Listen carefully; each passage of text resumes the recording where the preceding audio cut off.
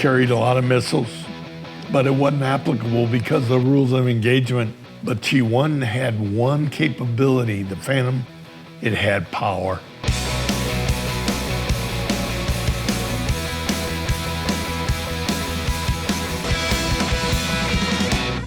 Hello, everybody, and welcome to Backstage Pass. My name is Jeff Sr., your host, and it is my honor and pleasure to be here today. 50 years ago, a legend was born, a legacy. Not only a legacy of a man, but the legacy of an institution that we all know.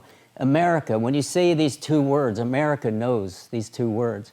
And today, we have the founder of this institution, and it's Top Gun. And we want to welcome my guest today, Mr. Dan Pedersen, the founder of Top Gun, Navy pilot, Navy extraordinaire. And Dan, it is my pleasure to be here today. So thank you very much. Thank you so much. What an honor. I'm an aviator, as you know. Yeah. So I remember I was pretty young when I watched the movie. But we're going to talk more about you and the book, your book that's out right now. You started out in the Navy as a young man. Your first ride was in a small airplane, and you got the bug, like we all do. Sure. And so, tell me about what inspired you to go into the Navy. Why the Navy? The draft. The draft. Okay. Yeah, I was working two jobs and very busy young man going to college and trying to get some accreditation college and then I met the right people. I worked for a Chief Brown, who mentored me as a mechanic. And then I met one of the pilots in the squadron, started flying with him because I was working on the engines, in the first jet squadron.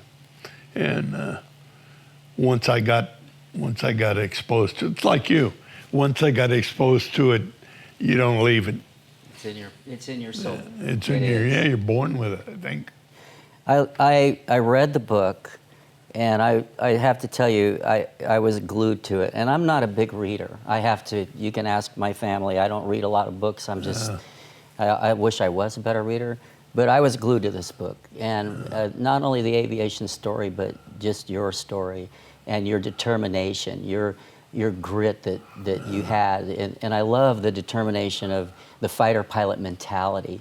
You know, what was one of, so you got into fighters in the Navy, that was your big thing. I remember reading that you were kind of concerned about if you'd end up in a tanker, but you really wanted fighters. Poopy bags.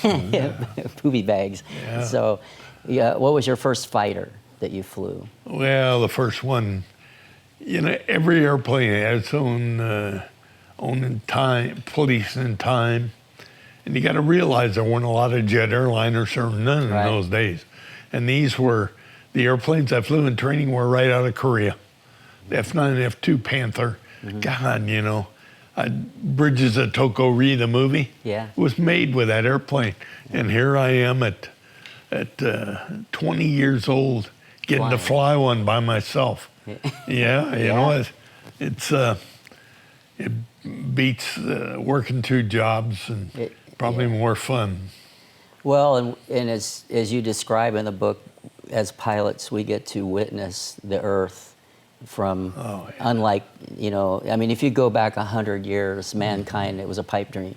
You know, I used to tell my passengers on the airplane, you know, if we were late, they'd get upset. And they're like, well, this was a pipe dream 100 years ago. Look out and gaze upon the view. That's right. And then you served our country 29 years, you said, in how many months? 1 month and a day. 1 month and a day. Yeah. So, and probably a few minutes thrown in there, right? And so you've served our country admirably. And as you get into the book, you served and you actually flew in combat in Vietnam. Sure. And you talk highly of the F-4, the Phantom. And tell me about the Phantom, because that's been one of my favorite planes for years. The Brute, they called it the Rhino. And, you know, it's just, in every airplane there's balance. In the F-4, it just had superb engines. It had so much thrust to weight, right. Which allowed it to go places. And that's where the new tactics came from. In the middle of a war, dealing in human life, and we didn't have time to change when we started Top Gun. Right. We didn't have time to get new airplanes. We dealt with what we had, and we flew the Phantom. She's so reliable, even in combat. You That's talked what I've about heard. a key point you mentioned is why were we what we were at the time? It's a very serious business when you've been in a war twice, you've been in combat twice on cruise, and you know you're going back, and you're reading the reports of the losses every day. Kill ratio in Vietnam at the time Top Gun was started was 2 to 1. We were getting 2 of them for every one of us, and that's unacceptable. The national average through all wars, American flyers have gotten much better than 12 to 1. So, and people are bleeding and dying, man. So that was our motive. And you talk about in your book that they actually took the guns, right, off, or they taped them up or shut them. Well, so you couldn't defend yourself really when you got. In some of the airplanes that I flew, guns were taken out of. I flew some that had guns, but not during the war when I needed them. Right. The gun, as you know, as an aviator, the gun is the first weapon of choice for everybody in combat. And the F4, due to the way it was designed and everything, they didn't think they'd need them, which was a major mistake. Because they went into more of the technological, Sure. Yeah. out of sight, right? You fire a missile, you don't even see the enemy. Missiles and radar and all the new technology, Right. which costs more. And And then it ended up in a dogfight. well, you end up in a dogfight because you got to visually. You end up with 30 airplanes and AAA coming up and surface to air missile shot at. Things get pretty hectic. Yeah. And the chances of shooting somebody else down, a friendly, that's totally unacceptable, That ruin your whole life. So they made us do visual identification before we fired on the MiGs, Right. North Vietnamese MiGs. So as the war progressed, and when was it that you came up with the concept of, we have to change this? We have to change what we're doing because we're losing our guys. It's just unacceptable. You can find it. You follow it chronologically right through the chapters in the book. The first cruise, it didn't take long to realize that the war was being fought in Washington by the politicians. Right. And when you're twice a day in the air getting shot at, it doesn't take long to found some pretty good opinions. And then the second time you're out there, things are probably worse than they were the first cruise. So when you go home and somebody says, we got to do something about this, you have the opinions already. You know what you want to do, Right. what will fix it. Right. I loved reading about when you started Top Gun, you went into the vertical. That was a new thing, and you call it the egg. Yeah. Can you talk about that? Well, you asked a good question about the Phantom. What made her so special? Well, we didn't have a gun, carried a lot of missiles, a lot of ability, but it wasn't applicable because of the rules of engagement that we were mandated with by Washington. So, but she had one capability. The Phantom, as it existed, it had power. You could take it. I've flown it straight up in afterburner, left it in afterburner to 0 airspeed, roll over on the back, and you're watching the MiGs below you the whole time, and come back down and go right for a shooting spot. Wow. For a sidewinder.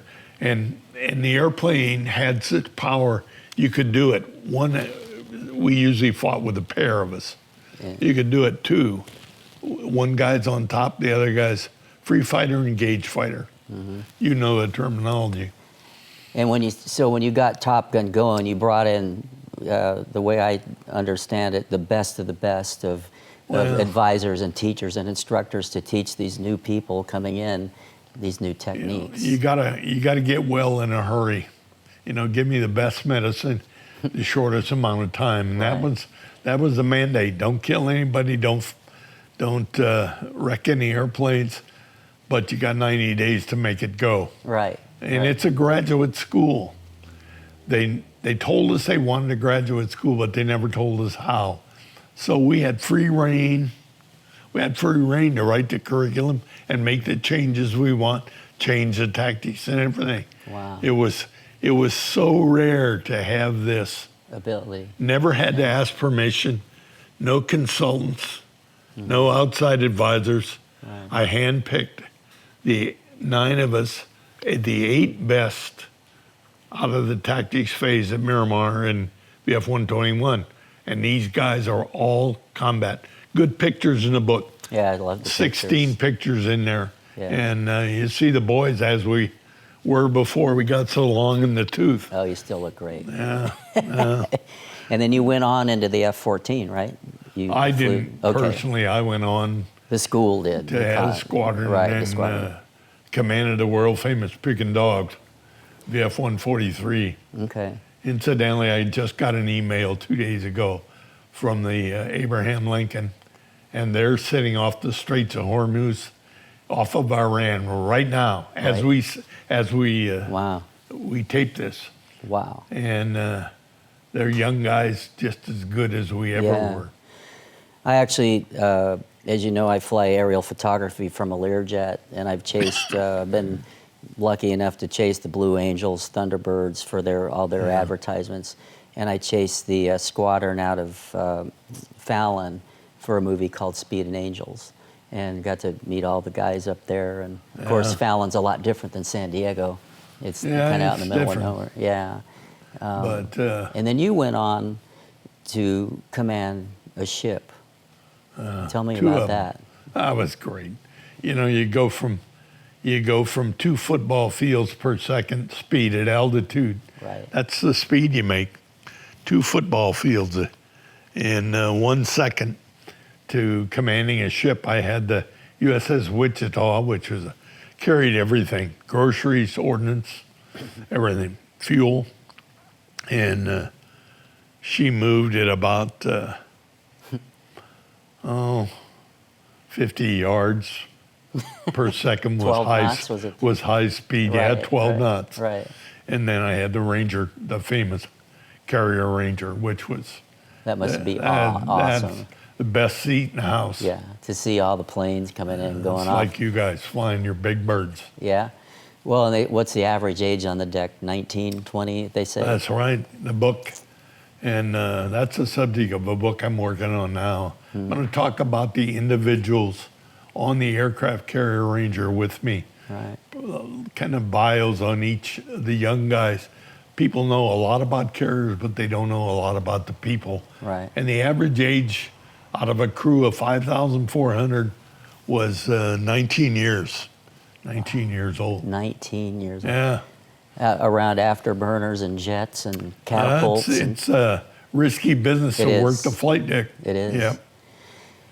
I think one of the things that I loved also about the book and your story is that Top Gun is more than just about aviation. It's actually a love story. Oh, yeah. That's my Mary Those Beth. eyes light up. Yeah, there's some great pictures in there. And they say that sometimes when you're in love, if you love something, you got to let it go, and you had to do that, didn't you? For a while. Tell me about it. Tell our audience about that. They got to read the book to hear the love story. Fighter pilots don't talk about love story, except maybe in book, and it's good. She's with me today, and just as great as ever after all these years. And you dated early when you were how old? I met her on her 14th birthday and went with her till she went away to college. I went away to flight training, and I was gone for a couple of years, rode every day. But she ended up marrying a college football player, Whittier College, and I ended up in a fleet squadron deployed. So we didn't get married. I didn't see her or hear from her in 32 years. And when I got out of the Navy, I went back and found her. And I've been married today almost 28 years. Wow. So That is a true love story. soulmate, true soulmate. Absolutely. So anyhow, it's a good story. Great pictures of her and the two of us in there. Yeah. And it's been it was a fun career. I enjoyed every minute of it. Yeah. My enlisted time, through my flying years. And now look what you're doing. You're inspiring others, you know, Yeah. your story and your dream that you made, you know, and your service. You know, I tell people less than 1% of our population serves. You spent 29 years serving this country. You know, every time we drive out there, everywhere we go in America, a lot of us take it for granted, but I try to never take it for granted, because it's just, our freedom here is because of people like you, and we can't thank you enough. Freedom is the most important thing we enjoy It is. in this country, on the earth, and it's got to be. The other thing is, right now, I think it's important. The reason I'm doing television, you had to promote the book, but the big thing is, I meet people. I mentor people. Mm-hmm. Mentor is a really great word. That's what America needs now.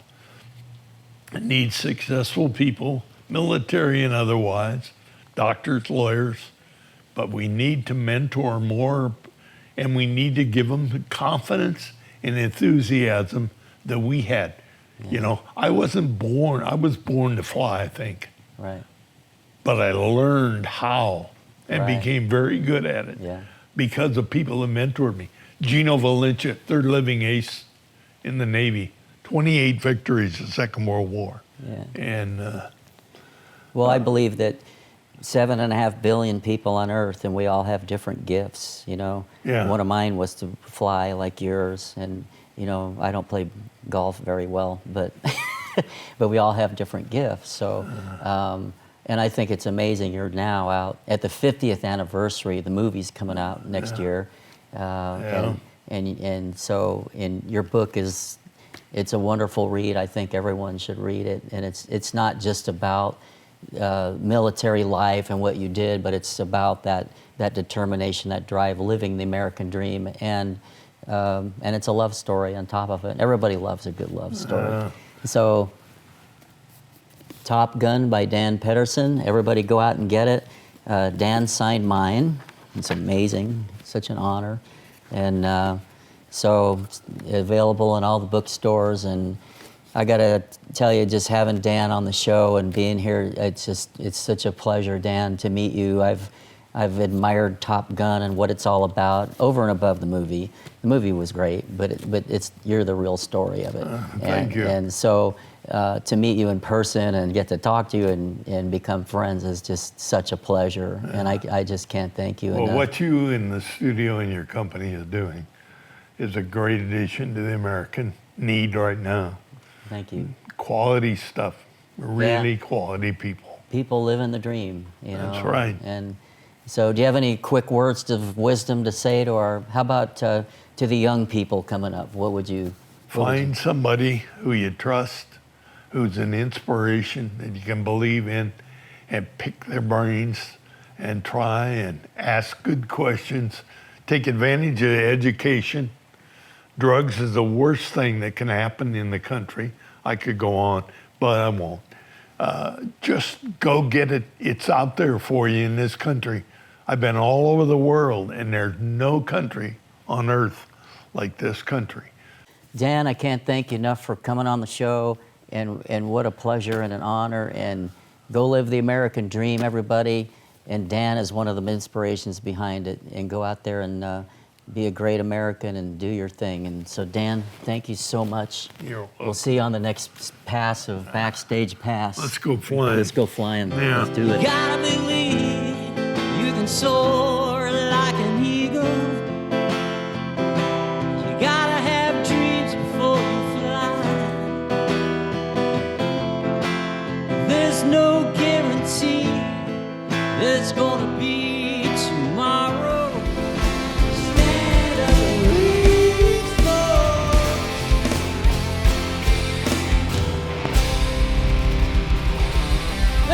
God bless.